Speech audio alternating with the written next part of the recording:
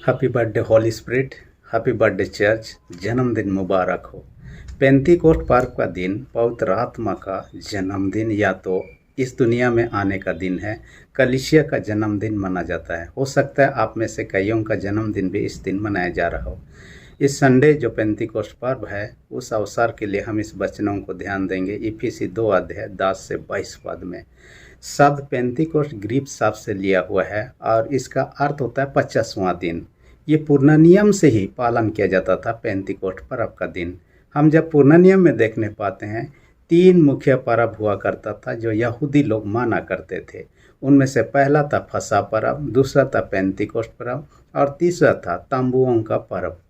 ये फसह पर्व जब मनाया जाता था, उस दिन से ये लोग खेती बाड़ी के लिए काटने और अपने उपजों को इकट्ठा करने का काम को शुरू करते और ये शुरू करते हुए ख़त्म करने के बाद में 50वां दिन जब पूरा होता, ये कटनी पर्व मनाते। इसलिए कि 50 दिन होता था, पेंतीकोस्ट पर्व के नाम से जाना जाता था। और उस समय पेंतीकोस्ट पर्व को अलग अलग नामों से जाना जाता था। पहला एक था प्रथम फलों का पर्व के रूप में, क्योंकि उस समय फलों को बटोरा जाता है। फसलों का पर्व के रूप में भी, क्योंकि उस समय कटनी पर्व हुआ करता था। अपने उपज में से लोग परमेश्वर के वेदी में चढ़ाने के लिए लाते थे। साथ ही सप्ताहों का पर्व भी कहा जाता था। असल में सप्ताहों का पर्व कहने के पीछे एक बात था। फसह पर्व के बाद में 7 सप्ताह ये लोग हिसाब करते थे और 7 सप्ताह जब पूरा होता, उसका दूसरा साल जो हो जाता, ये पेंतीकोस्ट पर्व या कटनी पर्व मनाया जाता था। और इसलिए कि 7 सप्ताह होता था, इसलिए सप्ताह सप्ताह गिनती किया जाता था, इसलिए सप्ताहों का पर्व के रूप में भी जाना जाता था। वहीं नए नियम काल में जब आते हैं, पेंतीकोस्ट पर्व के विषय में यीशु का जी उठना या ईस्टर पर्व के बाद में जब हम गिनती करेंगे, जिस दिन 50 दिन पूरा होता, उस दिन पवित्र आत्मा उतरता है। किन पर? 120 शिष्य लोग यरूशलेम में एक घर में बंद थे। डर के मारे ये लोग प्रार्थना कर रहे थे और अचानक से ऊपर से आग के नहीं आता है, उनके ऊपर में ठहरता है पवित्र आत्मा। और जैसे पवित्र आत्मा आता है, ये लोग नई नई भाषा बोलने लगते हैं, घर से बाहर निकल जाते हैं। पतरस प्रभावशाली रूप से उपदेश देता है और 3000 लोग उस दिन विश्वास कर गए और 3000 लोगों का समूह मिलकर उस दिन कलीसिया की स्थापना होता है, कलीसिया का शुरुआत किया जाता है। इसलिए कलीसिया का जन्म दिवस के रूप में या स्थापना दिवस के रूप में हम जानने लगते हैं। इसलिए पुराना नियम नया नियम दोनों में पेंतीकोस्ट पर्व का बड़ा ही महत्व है।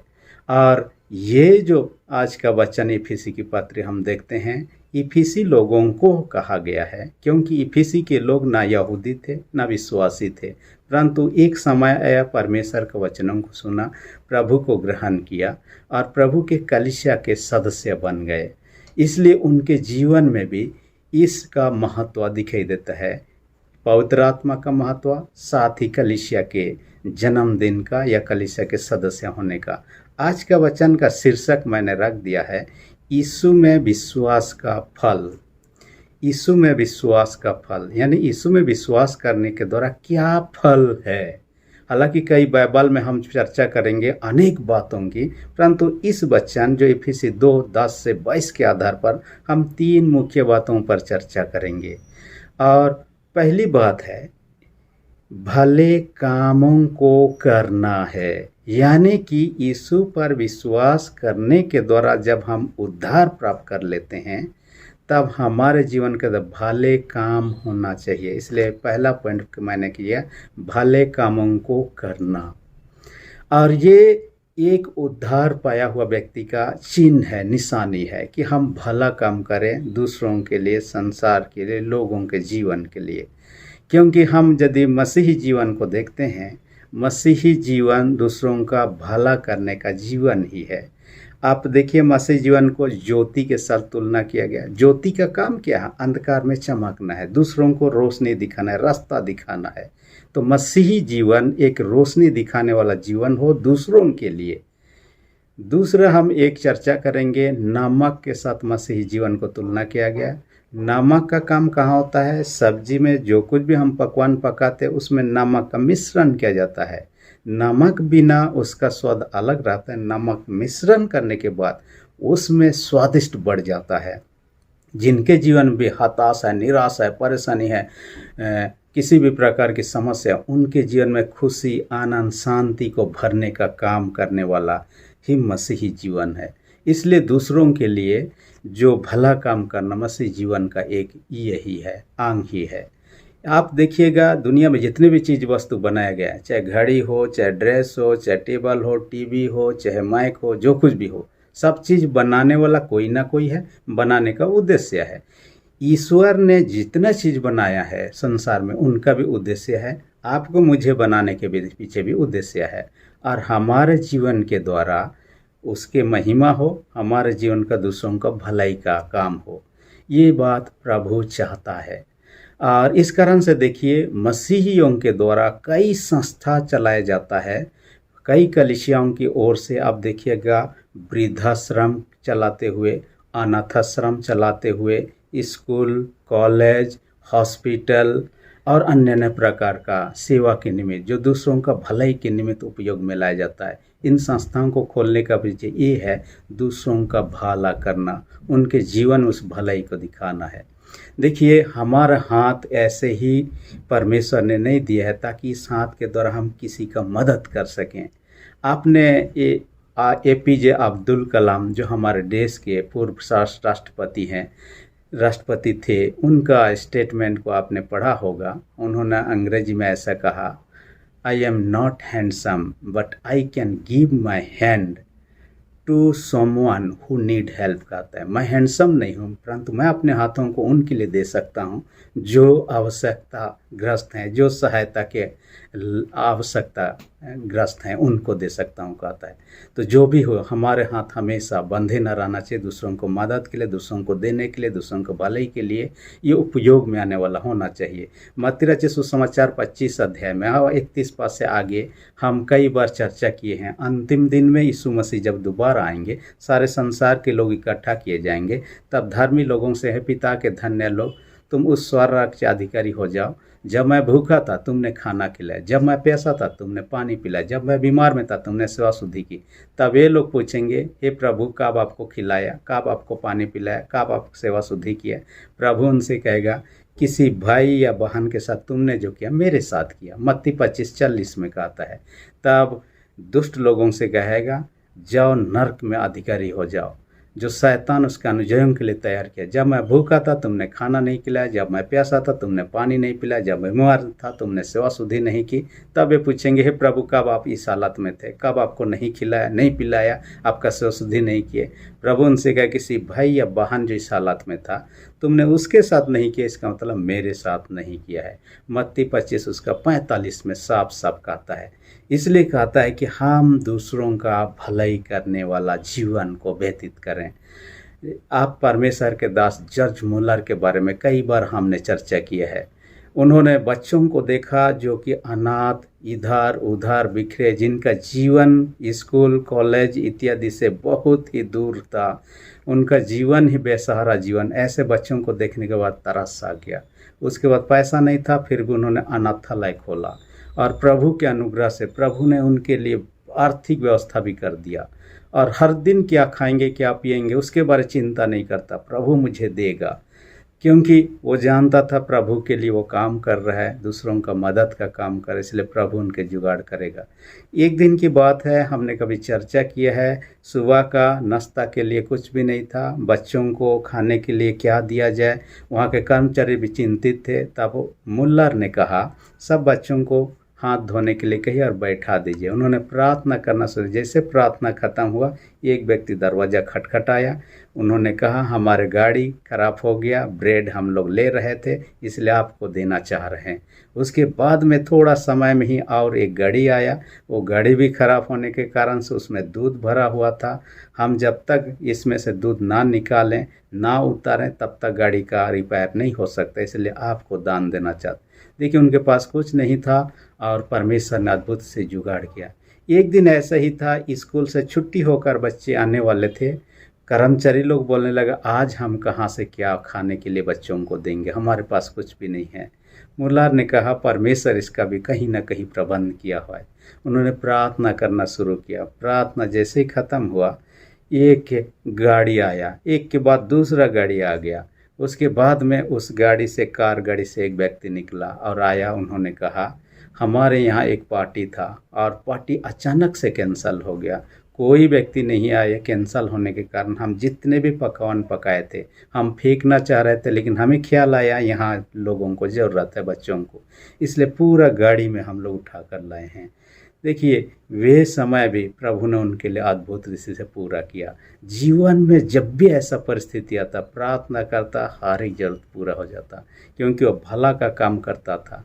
आप और हम भी भला काम करने में पीछे न हटें। याकूब की पत्री 1 अध्याय 27 में कहता है, परमेश्वर के सन्मुख सीध और निर्मल भक्ति क्या है, कहता अनाथों और विधवाओं की सुध ही लेना कहता है। अनाथ लोग, विधवा लोग, जो परेशान से पड़े हुए लोग, ऐसे लोगों की सहायता करना, सुध ही लेना, ये परमेश्वर के सन्मुख ये आराधना ग्रहण योग्य है कहता है।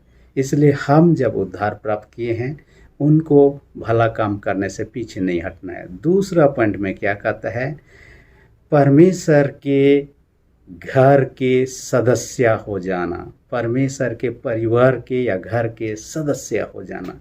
जब हम यीशु पर विश्वास करते हैं, हम परमेश्वर के परिवार के सदस्य बन जाते हैं। यूहन्ना 1:12 में कहता है, जब यीशु को उद्धारकर्ता ग्रहण करते हैं, हम परमेश्वर के बेटा बेटी बन जाते हैं।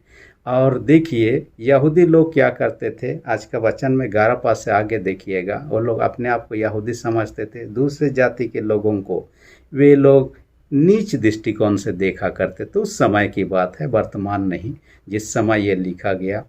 और ये लोग सोचते थे हम चुने हुए लोग, ईश्वर के लोग, हम वाचा प्राप्त किए हुए लोग हैं और हम लोग आशीषित लोग, हम लोग स्वर्ग को निश्चित रूप से जाएंगे। जो लोग अविश्वासी हैं, दो लोग दूसरे लोग हैं, गैर यहूदी हैं, उनको क्या करेगा, परमेश्वर नरक में जलाएगा। ना केवल जलाएगा, उनको लकड़ी की नहीं जलाएगा, ऐसा उनका विचार था। और यहूदी मंदिर में भी देखिए, यरूशलेम मंदिर जो था अभी नहीं है, नष्ट हो गया। यरूशलेम मंदिर में भी देखिए, अलग अलग लोगों के लिए बैठने का अलग अलग जगह था। सबसे आगे था महापवित्र स्थान, वहाँ कोई नहीं जाता था, सिर्फ महायाजक जाता था साल में एक बार। उसके बाद याजक लोग हुआ करते थे, उसके बाद पुरुष लोग हुआ करते, यहूदी पुरुष, उसके बाद महिला लोगों के लिए, उसके बाद पीछे तरफ अन्य जातियों के लिए। हर एक जगह दीवार हुआ करता, और ये दीवार एक दूसरे से मिलने नहीं देता था, एक दूसरे के अलग गाँव किया हुआ था। लेकिन जैसे यीशु मसीह ने अपना प्राण कलवरी के क्रूस पर दे दिया, अब देखिए, वह जो पर्दा था महापवित्र स्थान और पवित्र स्थान के बीच में, वो पर्दा अचानक से क्या हो गया, 2 भाग हो गया। और इतना कमज़ोर नहीं था इस कारण से फट गया, ऐसी बात नहीं। इतिहासकार लोगों का कहना है, वो पर्दा जो था लंबाई में 60 फीट था, उसका चौड़ाई 30 फीट था, उसका मोटा तो 4 इंच था, हम कहें कि हाथ का इस बराबर था। और कहा जाता एक बार जब ये इतना मजबूत, इतना ये था, उसको बदलने के लिए 300 लोगों का ज़रूरत पड़ता था, उसके उतार के नया को लगाने के लिए। जब भी नया लगाया जाता था, 4 घोड़ों को 4 दिशा में बांधा जाता, ये लोग खींचने के बावजूद भी वो नहीं फटता, तब लगाया जाता। इतना मजबूत होते हुए भी यीशु मसीह जैसे प्राण त्यागा, वो मंदिर का पर्दा 2 भाग में विभाजित हो। यानी जो कुछ भी दीवार था स्त्री पुरुष के बीच में, यहूदी अन्य जातियों के बीच में, वो दीवार ढा दिया गया। अब कोई भेदभाव नहीं, मसीह में है तो सब एक हैं। बाइबल भी यही कहता है, 2 कुरिन्थ 5:17, यदि कोई मसीह में है तो नई सृष्टि है। आप इस जाति के, वो जाति के, वो ये बात नहीं। मसीह के आने के बाद में हम मसीही हो जाते हैं और हम सब एक हैं। हर एक कोई परमेश्वर के संतान हो जाते हैं, परमेश्वर के परिवार के सदस्य हो जाते हैं। देखिए, आज तो ऐसे दीवार नहीं है, परंतु ईर्षा, डा, बैर, क्रोध, विरोध, इस प्रकार का दीवार आज भी है हमारे बीच में। जातीयता का दीवार, एक दूसरे जाति के प्रति बैर रखना, क्रोध रखना, डा रखना, विरोध करना इत्यादि। यीशु मसीह में हम आ जाते हैं, वो सारे दीवार ढा जाता है। देखिए, जिस परिवार में माता पिता होते हैं, हम उस परिवार में, उस घर में आराम से अंदर घुस सकते हैं, किसी भी रूम में जा सकते हैं और कहीं भी सो सकते हैं घर के अंदर में। लेकिन बाहर का आदमी आके हमारे घर में घुसेगा, कोई भी रूम में घुसना चाहेगा, अलमारी खोलना चाहेगा, हम उसे तो भगा देंगे। लोग उसे अपने घर में रहने नहीं देंगे, क्योंकि उस परिवार का हिस्सा नहीं है, उस पर भरोसा नहीं कर सकते हैं। वैसा ही हम जब तक यीशु पर विश्वास नहीं करते, उसके घर के सदस्य नहीं हैं, घर के सदस्य नहीं तो उसके घर के अंदर में कैसे रह सकते हैं। और अंदर में जब कोई रहता है, परिवार का जो भी माता पिता या तो परिवार चलाने वाला हो, तो उनके सारे ज़रूरतों को पूरा करता है। किनको कपड़ा चाहिए, किनको खाने को चाहिए, किनको क्या चाहिए, सारे। वैसे ही हम परमेश्वर के परिवार के सदस्य हो जाते हैं। परमेश्वर हमारी ज़रूरतों को, जिसके बेटा बेटी हैं, समय के पूर्णता में पूरा करता है। हाँ, यदि हम उसके विरोध में काम करने लगें, परमेश्वर के संतान होने के बाद भी उसके विरोध में काम करने लगे, हम उसके घर से बेदखल कर दिए जाएंगे। हम उस आशीषों का, उस परिवार का अधिकार को हम नहीं प्राप्त कर सकते हैं। एक उदाहरण मैं बताना चाहूँगा। हेरोदेस महान, हेरोद राजा के बारे में जानते हैं। जब यीशु जन्मा था, उसको मार डालने का प्रयत्न किया।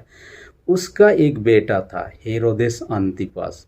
वो हेरोद राजा के विरोध में षड्यंत्र रचने का उनको संदेह लगा, उसके पिता को। इसलिए उन्होंने किया कि अपने बेटे को अपने सारे संपत्ति से बेदखल कर दिया। हालांकि बाद में, उनके मरने के बाद में, अपने संपत्ति पर अधिकार जताने में सफल भी रहा और एक राजा भी बन पाया। लेकिन एक बात है, राजा के विरोध में ही काम करने के दौरान बेदखल कर दिया। हम भी यदि ऐसा ही काम करेंगे, तब क्या होगा, हम भी उस घर से, जो परमेश्वर का घर, जो स्वर्ग में है, सुंदर सा घर, अपने आप से ना ही वहाँ जा सकते, ना प्रवेश कर, उससे बेदखल ना किए जाएं। इसलिए उसमें बने रहें, प्रभु में बने रहें। तीसरी विशेष बात जो कहता है आज के वचन के द्वारा, पवित्र आत्मा विश्वासियों के साथ निवास करता है। यानी जब हम यीशु मसीह पर विश्वास करते हैं, हमारे जीवन के साथ पवित्र आत्मा रहने शुरू करता है। देखिए, मंदिर या तो चर्च जो है ईश्वर का निवास स्थान या तो उनके रहने का स्थान, ऐसा पुराना नियम काल से समझा जाता है। जब उन्होंने दाऊद राजा ने देखा, जो 10 सज्ञा था, संदूक था, उसको तंबू में रखा जाता था, उन्होंने सोचा परमेश्वर तंबू में रह रहा है और मैं महल में रहूं, इसलिए उसके लिए मैं एक घर बनाऊंगा। इसलिए उन्होंने मंदिर निर्माण का सोचा, लेकिन परमेश्वर ने उसे कहा तुम नहीं बना पाओगे। इसलिए उसका बेटा सुलेमान राजा बनाया। और सुलेमान राजा जब बनाया, उसके बाद में वह संदूक को, जो परमेश्वर का उपस्थित समझा जाता था, मंदिर में रखा गया। और मंदिर में रहने के बाद में लोग यही समझते थे, मंदिर जो ईश्वर का रहने का स्थान है।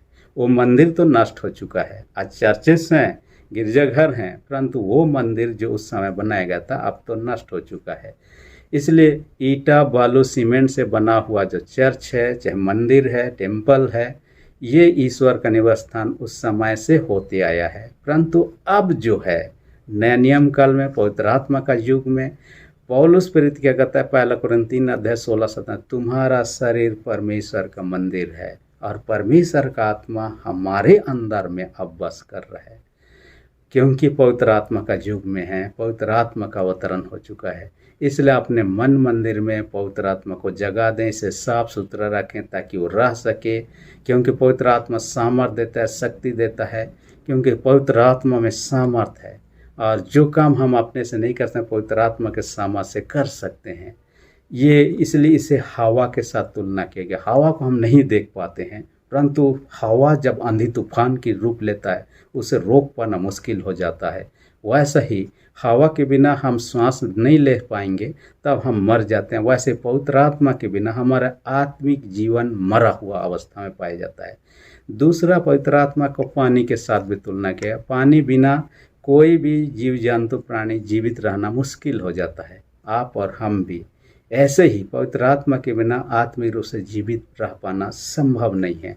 तीसरा, आग के साथ तुलना किया गया। आग में शक्ति है, सामर्थ्य। हम सूरज से जो किरण पाते हैं, जो शक्ति पाते हैं, वो वहाँ उसका आग के कारण से। सूरज में भी आप देखिए आग जल रहा है, और कई बार वो आग में क्या होता है, जैसे यहाँ आंधी तूफान आता है, सूरज में भी आंधी तूफान होने लगता है। आपने बीते दिन सुना होगा दुनिया का एक महान धनवान व्यक्ति या तो विद्वान व्यक्ति एलन मस्क के बारे में। उन्होंने आकाश में सैटेलाइट काफ़ी सारे भेज चुका था, परंतु सूरज में अचानक से आंधी तूफान आया और आंधी तूफान में वो आग वाला आंधी तूफान आने के कारण उनका 49 माने 49 सैटेलाइट जल के नष्ट हो गया, खाक हो गया। इसलिए आने वाले दिन में वैज्ञानिक लोग ये भी संभावना जता रहे हैं कि इस प्रकार की आंधी तूफान सूरज में आने का संभावना ज़्यादा है, और जब पृथ्वी तक उसका आंधी तूफान का असर आएगा तो हमारे पृथ्वी भी नष्ट होने का संभावना है।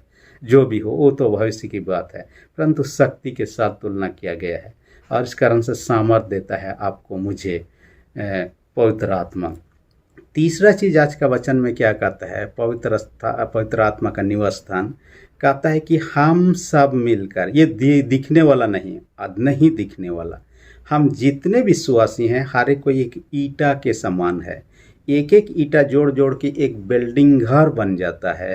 वैसे हर एक विश्वासी मिलकर एक कलीसिया बनाते हैं जो अदृश्य रूप से विश्वासियों के द्वारा बनाया जाता है, और उन विश्वासियों के बीच में प्रभु रहता है अपने आत्मा के द्वारा।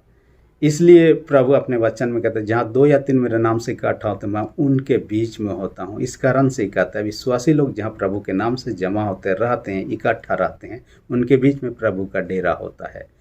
परंतु एक बात है, उस समय के लोग पवित्र आत्मा को प्राप्त करने के लिए, देखिए पुनरुत्थान पर्व या ईस्टर के बाद 40-50 दिन तक उनको इंतजार करना पड़ा, और ये 40-50 दिन हर दिन ये लोग प्रार्थना करते उस सामर्थ्य को पाने के लिए, उस पवित्र आत्मा को पाने के लिए।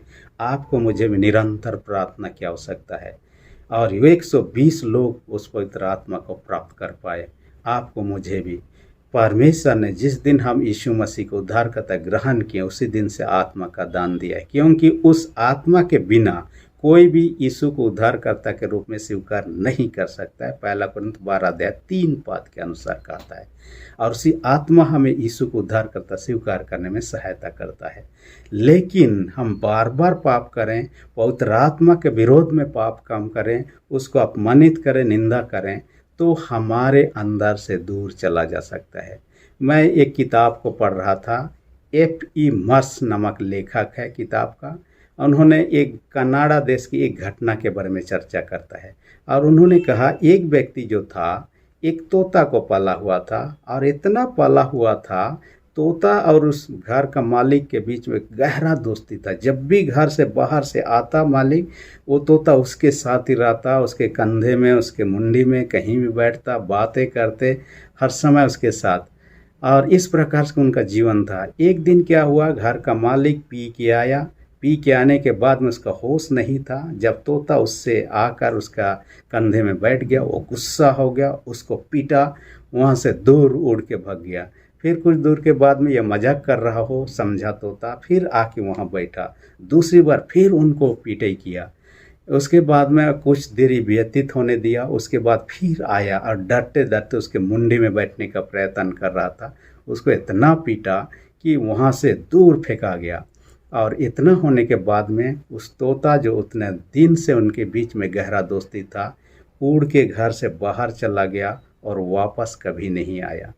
कहा जाता है हो सकता है उस दिन के बाद वो गुस्सा हो गया, नाराज हो गया। हम पवित्र आत्मा को ऐसे नाराज ना करें, हताश उदास ना करें, और पवित्र आत्मा का विरोध में पाप करना ही हमारे लिए क्षमा से परे हैं। इसलिए आइए पेंतीकोस्ट के पर्व के अवसर पर प्रभु आपके मेरे दिल के दरवाज़ों को खटखटा रहा है। प्रकाशित 3:20 पद के अनुसार हम अपने दिल के दरवाज़ों को खोलें और प्रभु को उद्धारकर्ता के रूप में स्वीकार करें, और उसके पवित्र आत्मा को अपने दिल में जगा दें, ताकि हम उसके परिवार के सदस्य होकर जीवन भर रहें और स्वराज्य के अधिकारी हो सकें, परमेश्वर वचन का अधिकारी आशीष दे। आमीन। हम प्रार्थना करें। सेनाओं के जीत पिता धन्यवाद देते हैं, आज के वचन का हमसे बातें किया, उन्हें धारिक सुनने वाले छोटे बड़े सबों को अपने स्वर्गीय आशीष से भर दे। जो बीमार हैं उनके प्रति दया दृष्टि कर, यीशु के सामर्थ्य लहू से हर एक रोग दुख तकलीफ बीमारियों को दूर कर दे। जिनके विश्वास कमजोर, उनका विश्वास को दृढ़ और मजबूत कर, प्रार्थना यीशु के नाम से मांगते हैं, आमीन। अब तक यदि आपने मेरे चैनल को सब्सक्राइब नहीं किया, इसी घड़ी रेड बटन को प्रेस करके सब्सक्राइब कर दीजिए और जो बेल आइकन निकलेगा उसे प्रेस करके ऑल पर सेट कर दीजिए ताकि आने वाले वीडियोस का नोटिफिकेशन आपको समय पर मिल सके। धन्यवाद।